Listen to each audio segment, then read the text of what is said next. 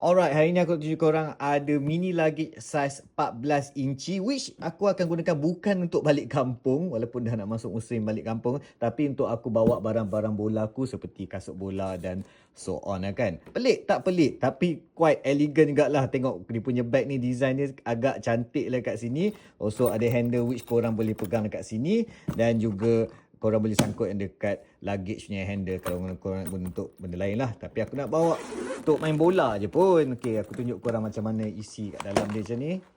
Inilah ruangan dia. So, let's say lah aku nak bawa kasut Mizuno Morelia DNA aku. Okay, aku letak kat sini kasut. And then, boleh clipkan dia so that dia tak bergerak lah. Okay, stage tu. Now, dekat ruangan atas ni, ada zip which korang boleh buka. And ada ruangan lagi satu. Terpulang kat korang nak bawa apa kat sebelah sini.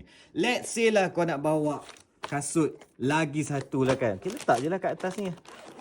Zip je lah. Muat je. Tutup. Tak ada masalah. Korang boleh bawa 2 kasut terus on the go. Boleh bawa macam ni. Ataupun kalau korang tak nak bawa 2 kasut kan. Siapa bawa 2 kasut? Mungkin adalah kot korang suka bawa 2 kasut je kan. Korang bolehlah bawa aksesoris lain. Okay, seperti contoh dekat sini aku ada botol air. Letak ada botol air kat dalam ni kan. And then aku ada glove hitam di Decathlon aku. Socks. Grip socks aku. Dengan sock sleeve aku. Masukkan dekat sini. And then tutuplah dia. And then maybe aku nak bawa aku punya carbon guide light punya shin guard. And also aku nak letak wallet dan juga kunci rumah atau kunci kereta. Aku letak je dekat sini. And boleh zip.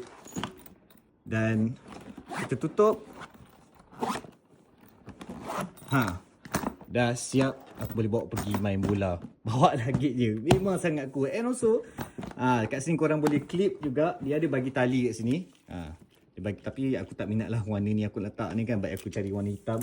Also dia bagi sekali ribbon ni untuk nampak lebih fancy. But tak apa. This is good enough untuk aku. Agak style kalau korang bawa pergi main bola. Korang bawa luggage macam ni kan.